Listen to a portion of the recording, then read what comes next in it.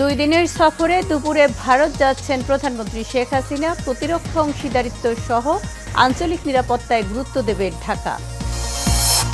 উত্তর অঞ্চলে বন্যা পরিস্থিতির অবনতি, বিপদসীমার উপরে তিস্তা ধরলার পানি, দুর্ভোগে বানভাসীরা, কমছে সিলেট সুনামগঞ্জে।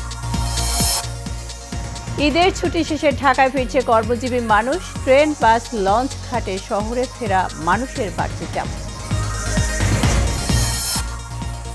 এবং স্বস্তি ফিরছে না নিত্যপণ্যের বাজারে। সরবরাহ কমের অজুহাত ব্যবসায়ীদের, সিন্ডিকেটকে দুষছেন ক্রেতারা।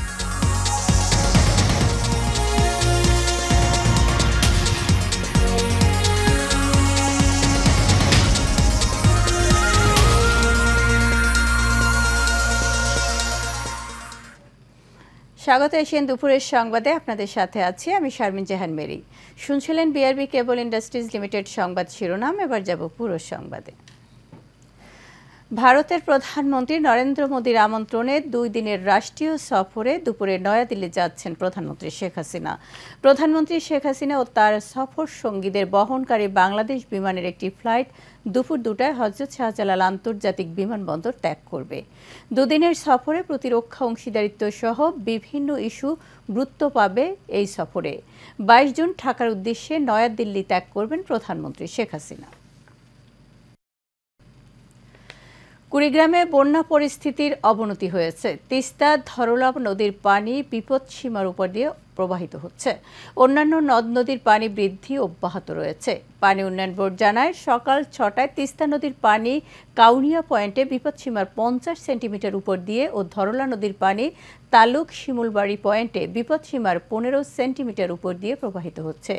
এতে প্লাবিত হয়েছে কুড়িগ্রাম সদর, নাগেশ্বরী, বুরুঙ্গামারী এবং রাজারহাট উপজেলার চরাঞ্চল ও নিম্ন অঞ্চল। পানিবন্দী হয়ে পড়েছে 15,000-এরও বেশি পরিবার। এতে দুর্ভোগে চরাঞ্চলের মানুষ। ডুবে গেছে সবজি ক্ষেত সহ বিভিন্ন উঠতি ফসল। এদিকে সিলেট ও সুনামগঞ্জের বন্যা পরিস্থিতি কিছুটা উন্নতি হয়েছে।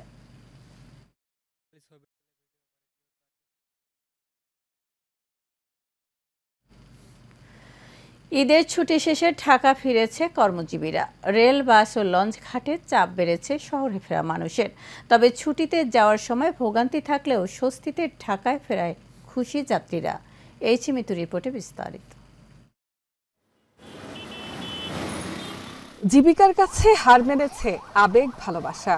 ঈদের আমেজ কাটতেই ইট পাথরের শহরে কর্মজীবী মানুষের এবার ফেরার পালা। রাজধানী ঢাকাও ফিরে পাচ্ছে তার চিরচেনা রূপ। ঈদের ছুটি কাটিয়ে ভোগান্তি ছাড়াই কর্মস্থলে ফিরছে মানুষ। সকাল থেকে কমলাপুর রেল স্টেশনের সব ট্রেনই দেখা গেছে ফিরতি যাত্রীর চাপ। নির্ধারিত সময়ে ভোগান্তি ছাড়াই ফিরতে পেরে খুশি যাত্রীরা। ঠিক সময়ে ছেড়েছে আমাদের ট্রেনটা, আসলে দেরিতে পৌঁছাতো, এই কারণে একটা অল্টারনেটিভ ট্রেন দেওয়া হয়েছে। যাত্রাপথে কোনো সমস্যা হয়নি, খুব ভালোভাবে আসছি আমরা। রাস্তায় কোনো ভোগান্তি হয়নি, যেহেতু আমরা এসি কেবিনে ছিলাম, বাট ট্রেনে একটু মোটামুটি ভিড় ছিল। আমার অফিস রবিবার সোমবার থেকে, তো ফ্যামিলি আছে তো সাথে, তো আগামীকাল বা পরশু একটু বেশি যানজট হবে, আমি একটু এই জন্য 2 দিন আগে আসলাম আর কি। এদিকে সড়ক পথের অভিজ্ঞতাও ইতিবাচক। গাবতলী, সায়দাবাদ, মহাখালী বাস টার্মিনালেও ছিল ঢাকা ফেরা মানুষের চাপ। কাজের তাগিদে যারা ইট পাথরের শহরে ঈদ উদযাপন করেছেন, তাদের অনেকেই এখন ছুটছেন বাড়ির পানে। ভিড় করছেন বাস টার্মিনাল কিংবা রেল স্টেশনে। H Mitu, Asian television, Dhaka. লাগামহীন নিত্যপণ্যের বাজারে স্বস্তি ফিরছে না, বরং দাম বাড়ছে প্রতিনিয়ত। বাড়তি দামে বিক্রি হচ্ছে গরুর মাংস। অস্থিরতা তৈরি হয়েছে ডিম, মাছ ও সবজির বাজারে। বিক্রেতারা সরবরাহ ঘাটতির কথা বললেও ক্রেতাদের দাবি সিন্ডিকেট করে নিত্যপণ্যের দাম বাড়িয়েছে ব্যবসায়ীরা। এইচ মিতুর রিপোর্টে বিস্তারিত। ঈদুল আজহার ছুটির কারণে অনেকটাই ফাঁকা রাজধানী ঢাকা, ফলে ক্রেতাশূন্য বাজারগুলো। তবে ক্রেতা সংকটেও মাছ, মাংস আর সবজির চড়া দাম হাঁকাচ্ছেন ব্যবসায়ীরা। বিক্রেতারা বলছেন, ঈদের কারণে সরবরাহ কম, পাশাপাশি কয়েক জেলায় বন্যার কারণে ব্যাহত হচ্ছে সবজি উৎপাদন। ফলে বেড়েছে পণ্যের দাম। মাছ আনতে যে আমরা রেট বেশি লাগে, ওটা আগে মাছ লই মাছ লইলে গাড়ি ভাড়া বেশি, এই কারণে একটু দাম বেশি বাড়তি। টমেটো আপনাদের বেচে 100 টাকা, 110 টাকা, 120 টাকা, 130 টাকা বেচতেছে। শসা বেচে আপনাদের 60 টাকা, 70 টাকা, বেচতে 120 টাকা, 130 টাকা। প্রতিটা মালের দাম 10 থেকে 15 টাকা বাড়ছে। বাজারে গেছি কালকে যাইয়া তো মালই পাই না, তো বাধ্য হইয়া 1 টাকা, 1.5 টাকা, 2 টাকা বেশি দিয়ে আনতে হয়। দামটা কিলোই বেশি, কুরবানির মধ্যে গরুর দাম বেশি গেছে না। ক্রেতারা বলছেন বাজারে কোনো পণ্যের দামেই নেই স্বস্তি। এক এক সময় এক এক অজুহাতে নিত্য পণ্যের দাম বাড়াচ্ছেন বিক্রেতারা। আমরা যে নিম্ন শ্রেণীর যারা আছি, কম আয়ের মানুষ, মনে করেন 20-25 হাজার টাকা বেতন পাই, আমাদের চলতে ফিরতে তো খুব কষ্ট হইতেছে। যে গরুর মাংস আগে 700 টাকা ছিল, এখন আজকে 800 টাকা কেজি কিনছি। মানে বাজারে সব কিছুর দামই বেশি। যারা মিডল রেঞ্জ বা আপার রেঞ্জে জব করে তাদের জন্য হয়তো সার্ভাইভ করতে পারে, বাট যারা একদমই তাদের জন্য তো সমস্যা হবে।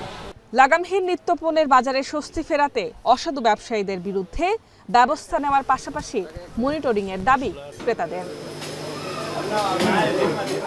Mitu, Asian television, Dhaka. বাজার পরিস্থিতির আরও খবর জানাতে সাভার থেকে সরাসরি যুক্ত হচ্ছেন সহকর্মী জহিরুল ইসলাম লিটন। লিটন, আপনি কি আমাকে শুনতে পাচ্ছেন?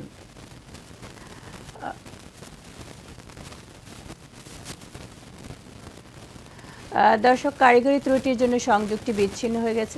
চলে যাচ্ছি পরের সংবাদে।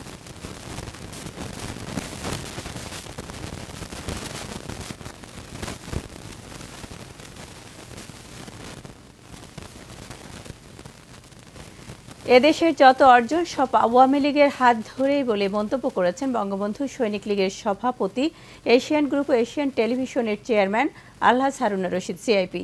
বৃহস্পতিবার বিকেলে বঙ্গবন্ধু সৈনিক লীগের নেতাকর্মীদের সঙ্গে ঈদ শুভেচ্ছা বিনিময়কালে তিনি কথা বলেন। আরও জানাচ্ছেন বাতেন বিপ্লব। ক্যামেরায় ছিলেন জীবন আহমেদ। গুলশানে এশিয়ান টেলিভিশনের প্রধান কার্যালয়ে বঙ্গবন্ধু সৈনিক লীগের সভাপতি, এশিয়ান গ্রুপ ও এশিয়ান টেলিভিশনের চেয়ারম্যান আলহাজ হারুনুর রশিদ সিআইপির সঙ্গে ঈদ শুভেচ্ছা বিনিময় করতে আসেন সংগঠনের বিভিন্ন পর্যায়ের নেতাকর্মীরা। কেন্দ্রীয় সভাপতি আলহাজ হারুনুর রশিদ সিআইপি সাহেবের যে নেতৃত্ব, এই নেতৃত্ব আমরা খুব ভালো জানি, ভালোবাসি। তাই আমি বঙ্গবন্ধু সৈনিক লীগের কেন্দ্রীয় সভাপতি আলহাজ হারুনুর রশিদ সিআইপির সাথে আজকে থেকে ইনশাল্লাহ বঙ্গবন্ধু সৈনিক লীগ সৌজাক থানা একত্রে কাজ করবে। হারুন ভাই, উনারকে কেন উনি না থাকলে এই সম্মেলন কোনোদিন হইতো না, এই সংগঠন রেজিস্ট্রেশনও হইতো না, কোনো কিছু থাকতো না। আজকে মনে করেন সারা বাংলাদেশে বঙ্গবন্ধু সৈনিক লীগের একটা জোয়ার আছে সব জায়গায়। বাংলাদেশে কোন জেলা সৈনিক লীগের গর্ব করার মতন সাহস থাকে একমাত্র আলহাজ হারুনুর রশিদ সিআইপি রাখে।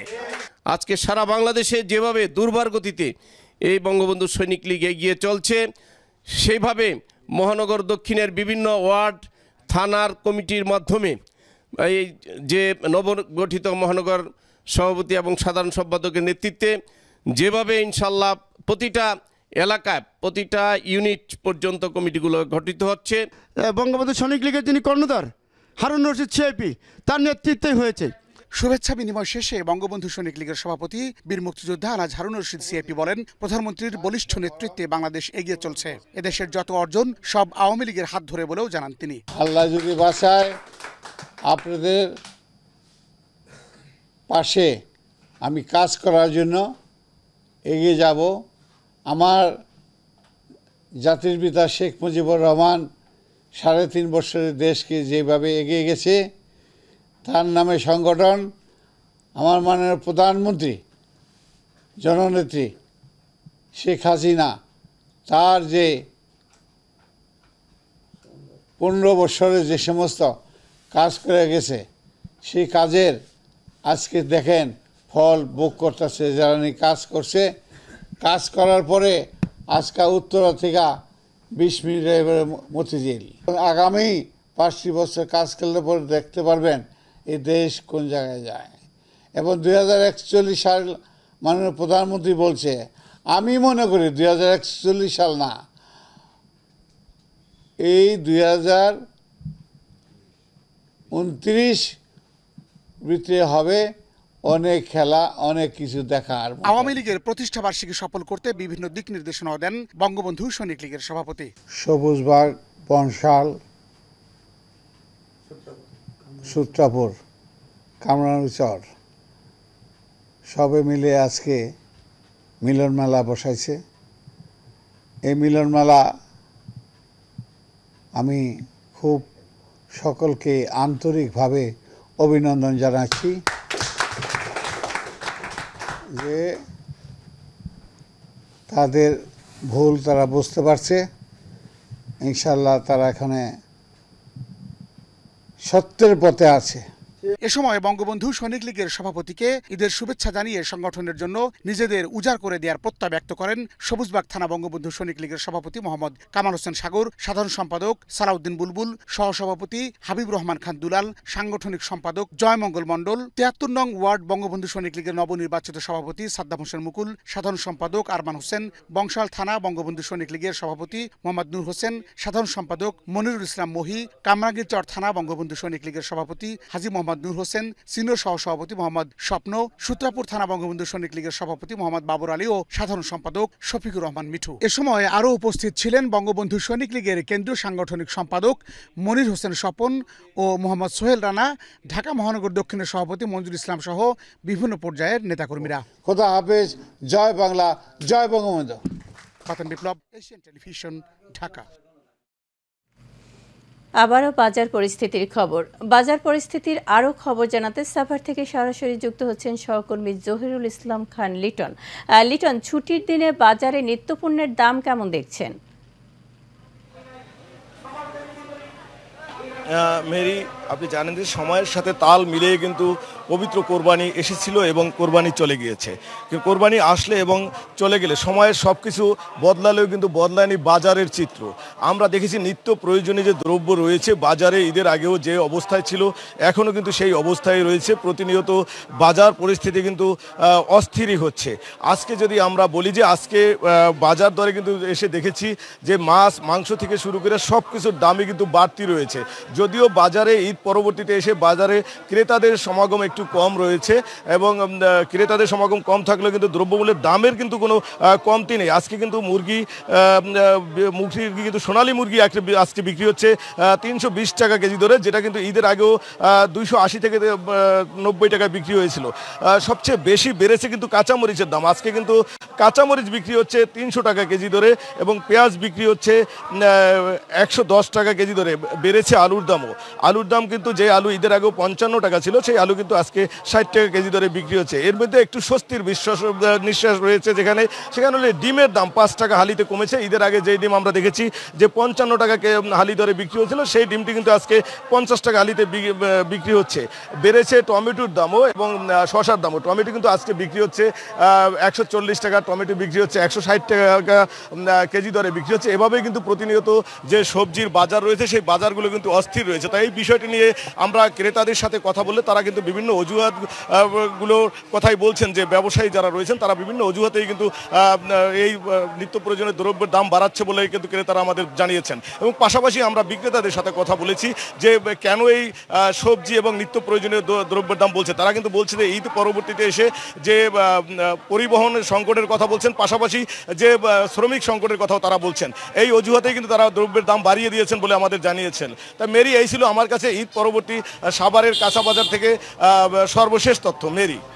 লিটন, আপনাকে ধন্যবাদ। দর্শক, সাভার থেকে নিত্যপণ্যের ঊর্ধ্বগতির খবর নিয়ে যুক্ত হয়েছিলেন সহকর্মী জহিরুল ইসলাম খান লিটন।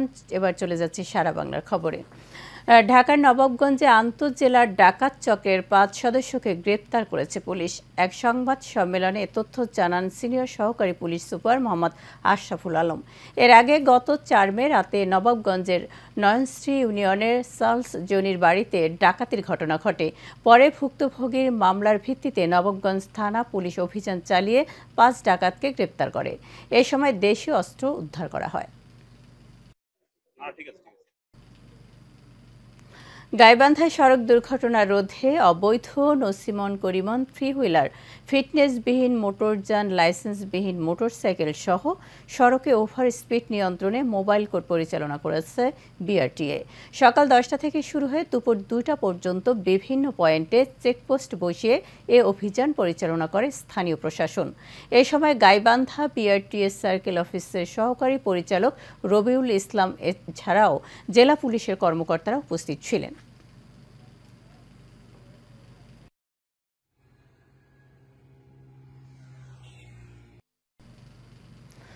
কিছুক্ষণ আগে গাইবান্ধা থেকে অভিযানের সবশেষ খবর জানিয়েছেন সহকর্মী সুমন মণ্ডল। এবং সড়কে শৃঙ্খলা ফেরাতে সারা দেশের ন্যায় কিন্তু বিএটিএ গাইবান্ধায় অভিযান পরিচালনা করছে। তো আমি এখন যে জায়গাটিতে রয়েছি এটি হচ্ছে ঢাকা রংপুর মহাসড়ক। আসলে এখানে কিন্তু আসলে আপনি দেখছেন যে গাইবান্ধা যে সার্কেল বিএটিএ সার্কেল অফিসের পক্ষ থেকে কিন্তু আসলে এখানে অভিযান পরিচালনা। আমি একটু কথা বলতে চাই, আমার সঙ্গে রয়েছেন যে গাইবান্ধা বিএটিএ সার্কেল অফিসের সহকারী পরিচালক। আমি একটু জানতে চাবো যে এই অভিযানের মূল উদ্দেশ্যটা আপনাদের। এই অভিযানের মূল উদ্দেশ্য যেটা আছে, ঘরমুখী যাত্রীরা যাতে নিরাপদে বাড়ি ফিরতে পারে, সেটাই আমাদের মূল উদ্দেশ্য। এবং আমাদের সচিব এবং চেয়ারম্যান স্যারের নির্দেশনায় রংপুর বিভাগের প্রতিটি জেলায় একযোগে অভিযানটি চলছে। আমরা সড়কের বিভিন্ন পয়েন্টে চেকপোস্ট করে গাড়িগুলোর গতিসীমা আমরা চেক করছি, প্লাস যে সকল মোটরসাইকেলে হেলমেট নেই সেগুলোর বিরুদ্ধে ব্যবস্থা নিচ্ছি এবং অযান্ত্রিক যানবাহনকে আমরা সড়ক থেকে নামিয়ে দিচ্ছি। ধন্যবাদ আপনাকে। যে আসলে আপনি যেমনটি শুনলেন, তারা কিন্তু এই যে সড়কের শৃঙ্খলা ফেরাতে কিন্তু তারা ব্যাপক পদক্ষেপ গ্রহণ করে। সকাল থেকে আমি দেখছি যে তারা বিভিন্ন যানবাহন আটকিয়ে কিন্তু তারা কাগজপত্র যাচাই করে, যদি কাগজপত্র ত্রুটি থাকলে তাদেরকে বিভিন্ন জরিমানা আরোপ করছে। তো আসলে এই ছিল আমার কাছে গাইবান্ধার থেকে সর্বশেষ।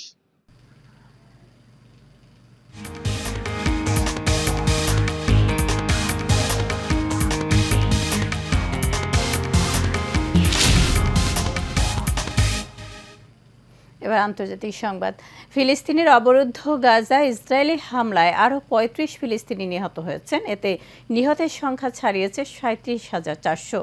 টানা ৮ মাসেরও বেশি সময় ধরে চলা এই হামলায় আরও অন্তত ৮৫,৬৫৩ জন আহত হয়েছে। মূলত গাজায় অবিলম্বে যুদ্ধবিরতির দাবি জানিয়ে জাতিসংঘের নিরাপত্তা পরিষদের প্রস্তাব সত্ত্বেও ইসরায়েল অবরুদ্ধ এই ভূখণ্ডে তার নৃশংস আক্রমণ অব্যাহত রেখেছে। জাতিসংঘের মতে ইসরায়েলের বর্বর আক্রমণের কারণে গাজার প্রায় ৮৫% ফিলিস্তিনি বাস্তুচ্যুত হয়েছে।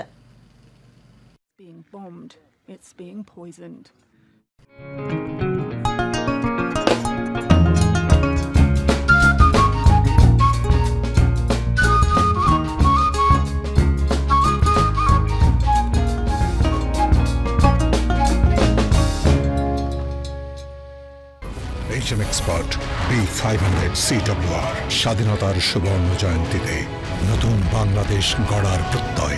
HM Steel B500 CWR।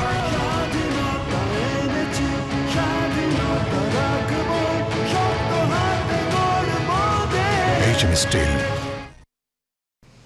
একটি সুস্থ সমাজ বিনির্মাণে একে অপরের সাথে সৌহার্দ্য সম্প্রীতি বৃদ্ধিতে ভ্রাতৃত্বের মেলবন্ধনের কোনো বিকল্প নেই।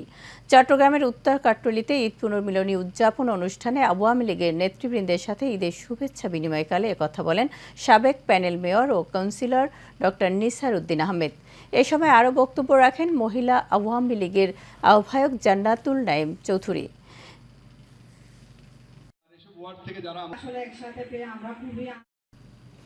এরই সাথে শেষ করব এশিয়ান দুপুরের সংবাদ। তার আগে বিআরবি কেবল ইন্ডাস্ট্রিজ লিমিটেড সংবাদ শিরোনাম জানাবো আরও একবার। 2 দিনের সফরে দুপুরে ভারত যাচ্ছেন প্রধানমন্ত্রী শেখ হাসিনা। প্রতিরক্ষা অংশীদারিত্ব সহ আঞ্চলিক নিরাপত্তায় গুরুত্ব দেবে ঢাকা।